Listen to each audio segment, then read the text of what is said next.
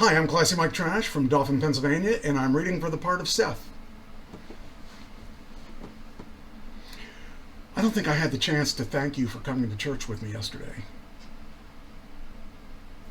I know you don't really go anymore, but it meant a lot to me. Well, it's okay. Not like you gave me a choice anyway. I guess that's true. So, I heard you ran into Wes. Can we not? Not what? I don't need some lecture. Who said anything about a lecture? I wasn't going to lecture you. Really? No. A little. Just a little. But mainly, I wanted to see how you are. Grace went a little hard on you. They had every right to. Yeah, maybe. They'll get over it, though. I'm not so sure. Just give it time. You know, I visited him when he was in prison. Why would you do that? To counsel him. To forgive him. Forgive him?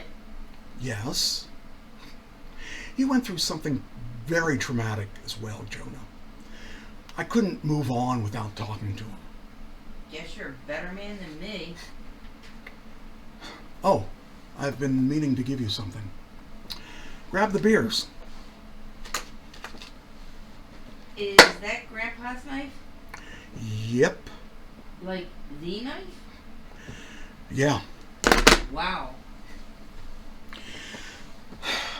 You know, when the bullet hit this in his chest, he fell to the ground immediately. But since he had this in his breast pocket, he didn't take the full impact. The bullet shattered in dozens of small fragments ripped into his chest, and he laid there in the mud bleeding for 2 hours before someone came to get him.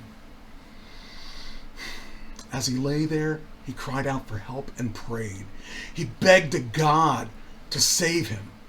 He said, "God, if you let me live, I will have a son who will become a preacher, and he will spread your word." Yeah, you've told me this before. And after he prayed, he opened his eyes and saw a hawk circling above him.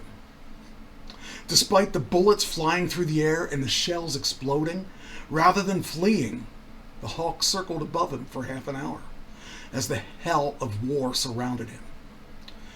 And he knew that hawk was God saying, "I hear you.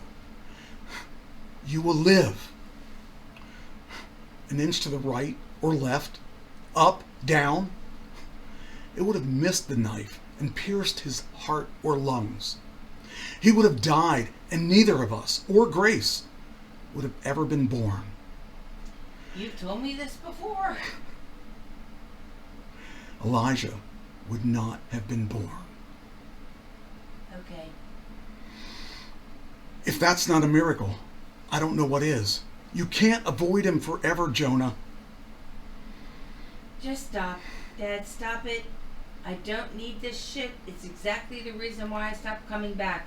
You won't shut up about him, and you have to turn everything into a sermon. Just trying to help, son. If you want to help, start by respecting my boundaries. Can you do that for 1 second? I'm sorry.